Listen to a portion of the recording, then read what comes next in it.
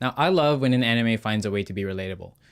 Some people would much prefer something that escapes their own realities due to the exaggerated nature of the medium.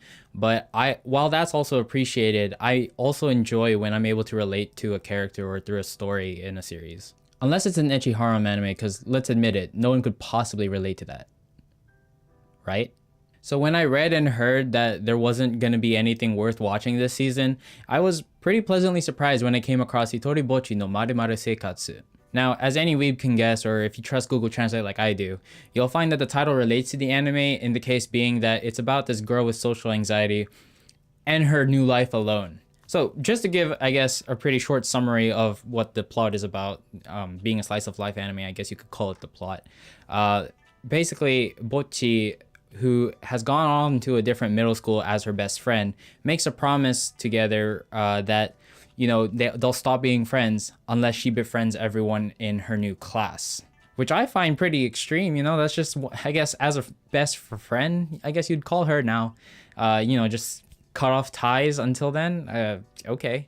Now, most of the time watching, I couldn't help but just keep a smile throughout the episodes, throughout Bocchi's thought processes as she's encountering her, I guess, first day of school. The adorable animation and, I guess, character designs kind of add this like relaxing, adorable kind of tone to what would otherwise be a dreadful situation from, I guess, my own point of view. She has these really, like, I guess, cute moments of negativity and nervousness when trying to approach a certain situation with, like, for instance, class introductions or simply just saying good morning to everyone.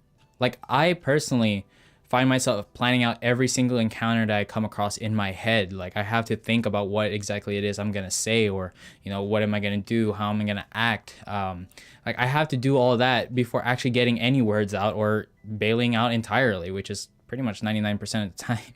She does exactly what I would do, in that I build up this image of, I guess, how everyone would think of me when it's not really true, and that usually ends up with me losing my composure.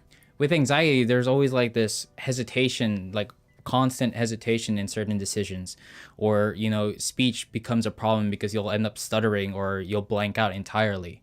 At one point, she has like predetermined questions and answers for certain conversations to ready herself, which in the end we see doesn't really work out for her. Now, anxiety really sucks in that case because it does hold you back from a lot of the things in life and from different encounters, from getting to know people, for instance. With the whole point of how you think you appear to people, it really shouldn't be a big deal when it comes to it.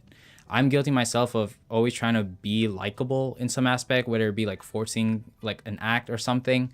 But really, it always turns out that it's much better to just be the way that you are, be yourself. It doesn't really make a difference to what people really think.